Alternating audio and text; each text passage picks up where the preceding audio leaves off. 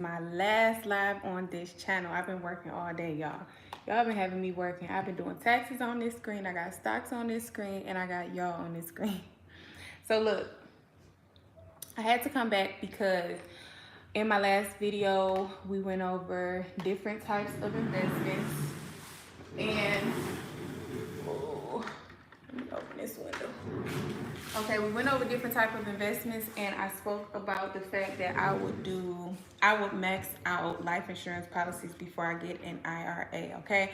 And so I just wanted to come back and recap on that because IRAs are not bad. They are good for people who um who want their money locked up and they don't want to use it. They are good retirement investments, okay? But what I was saying is levels to this, okay? And you got to know exactly what you want to do and your purpose for doing it. And so my choice for maxing out life insurance policies and annuities and hedge funds and things like that before I buy IRAs is simply because I feel like an IRA is something that you do. So let's just get this clear. If I'm up a million plus, I'm gonna do all of it because I want my money, generating everything, instead of just keeping it in the bank, because banks don't really pay you much money on your money. But the reason why I decided I wanted to max out in life insurance versus an IRA is because IRAs have rules that life insurance policies don't. So for a life insurance policy, if you decide, say for instance, I'm 30. So say for instance, 10 years from now, I'm about 40, 45, whatever the case is, and I want to use money from my life insurance policy to buy me income generating assets. Say I want to buy some properties or something like that. I can go and I can borrow against my life insurance policies. IRAs do not allow you to take loans out. That's one of it. That's one thing. Another thing is the taxes. So if you take out money from your IRA before you are 59 and a half, I think, you have to pay taxes on that money. And it's a tax penalty for you using your own money. And so I'm just not too fond of that because that means your assets are depreciating, right? So if you take out a loan on your life insurance policy, it's a loan, which means it's tax-free, which means you do have to pay it back. Come on now, let's pay it back so that we can continue to have our bank. But it's tax-free until you decide that you're actually making money on your assets. So you buy a property with this money, then you have to pay taxes on the money from the property, but you're not paying taxes. Loans are not taxable. You don't pay taxes on loans. So taking out a loan on your life insurance policy is more beneficial than you not being able to take your money out at all because you don't want to pay a tax penalty, or you're taking the money out of your IRA early and now you have to pay taxes on your own money, okay? So you're double taxed on your own money. You was taxed when you made the money, and now you're being taxed when you decide to take the money out to use it. So just keep that in mind. Another thing is that some states, every state is different and every state has different rules. So say if there's any type of judgment against you, or like, it's not really a lot of credit protection on IRAs, okay? So just keep that in mind because some people don't have, I can almost guarantee that 50% of people who actually work a job don't have good credit because you're barely making enough money to sustain your household, let alone, well, it just depends. I would say 50 because I know some people who are able to, take loans out and pay their loans back on time and stuff like that. But the majority of people, I'd say 35%. I'm gonna be more modest. I'd say 35% of people who work jobs, they don't really have too good of credit, because it's hard to stretch the bare minimum across paying debt when you're using it to run a household, and you got children, you got medical, you got all this type of stuff, and you're not really able to keep up with payments like that. So either you don't have any credit at all, or you have default payments, or just certain things. But that's not everybody, so don't just take this and run with it. It's not everybody. It's just, I'm saying that when you're in a lower tax bracket, unless you have good money habits, unless you are financially literate, 9 times out of 10 you don't have good credit, or you're working on it. Ain't nothing wrong with working on it. I'm just saying. So like I said, some states don't have protection on creditors coming for your stuff, especially something like that. So keep that in mind.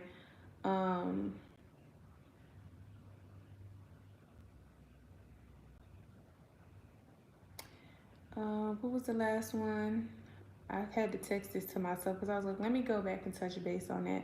So credit protection risk, loan options are not available. Also, I'm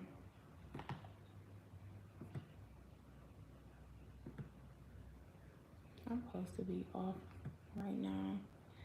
Okay, oh, the last one. They have minimum distribution requirements. So after you get a certain age, you are required to take a certain amount of money out of your account. Required. Okay, so say if I'm 59 and I'm wealthy and I'm doing well and I don't need the money, I'm required to take money out of my account, which if you have a life insurance policy, your money can continue to work for you. You know what I'm saying? Like, you don't have to take money out of your life insurance policy. You can leave it there and allow it to continue to accumulate wealth, okay? Of course, you want to be able to move money around. That's the point of taking loans out and borrowing against your own money. But if you look at the people of today, like when my mom was 60, she still was fairly young. She still was, so it starts at 59 and a half for one. You have to start taking money out. It's a minimum withdrawal requirement. So, but when my mom was 60 years old, she still was moving around good. She still was making good money. She still was flipping houses and doing her own thing.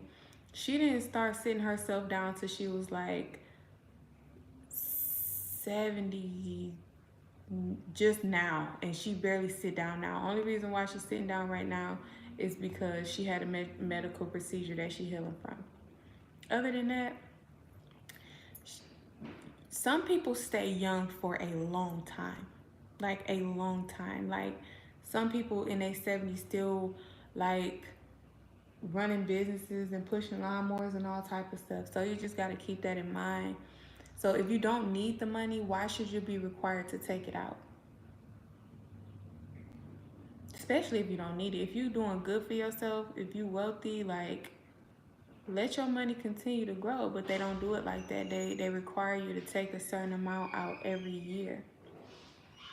So, and that's not a bad thing. I'm not saying it like it's a bad thing. I'm just telling you the cons of having, and like I said, I'm gonna do all of them.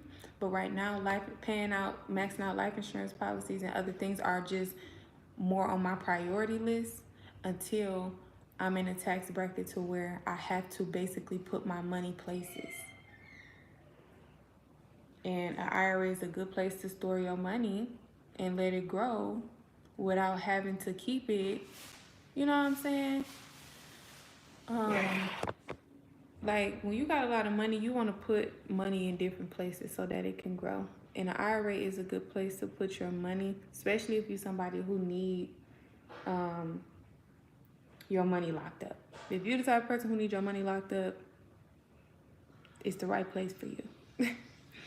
But if you're like a good investor, if you're good with money and things like that, and you want to be able to borrow against your money and take loans and use your money to create more assets, which makes you more wealthy, I'm heavy on the life insurance policies, heavy on the annuities. Like, yeah. Um, yeah, just different. It's just different things. So I wasn't trying to like shade nobody or say like IRAs are not good. Now 401ks, I'm gonna say it loud and clear. I don't like them. I don't like them. I just don't. But when it comes to IRAs, the only thing that I didn't like was that you cannot borrow against your money. If you withdraw the money early, you have to pay taxes, penalties on your own money that you already paid taxes on. You paid taxes on the money when you worked for it because the employer took the money out of your check. Even if you a self-employed person, you have to pay self-employed taxes on all of your income. So then the moment you want to take some money out of the IRA, you got to pay taxes again, and you can't even withdraw until you're 59 and a half. That was just the only two things really. The tax penalties for withdrawing early and the not being able to borrow against your own money. Those two things is crazy because to have your money locked up until you 59 or 60, it could be good for some people. Don't get me wrong. It could be good for some people. And I think it's good for us once we're wealthy and we have our money and other things generating more money. Yeah, lock up that money. That's 7,500 a year. Who cares? Because it's a max. You can't even contribute more than 7,500 to an IRA in a year. And I think that's for married couples. It's probably less for a single person, but maybe not. I haven't checked. But so yeah. I don't know, just not being able to borrow against your money and getting taxed on it if you take it out early. Like, if you really need something, you got to pay taxes on your own money if you decide to use it. That's just crazy to me. But, so, again, look into the life insurance, which would be whole life or universal index policies, because you can take money, you can use your money to make you more money. Okay? Love that for us. And again, loans are not taxable, and that's just not with life insurance. Any loans are not taxable. So with your life insurance policy, you borrow against your money, you don't have to pay that money. You don't have to pay taxes on that money. You can use that money to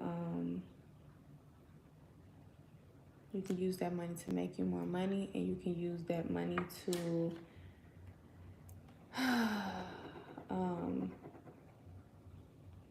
my mind is in another place. I'm sorry, y'all. You can use that money to create other income generating assets, whether it be buying businesses, properties, whatever, and then you pay taxes only on the money that you're generating from your asset.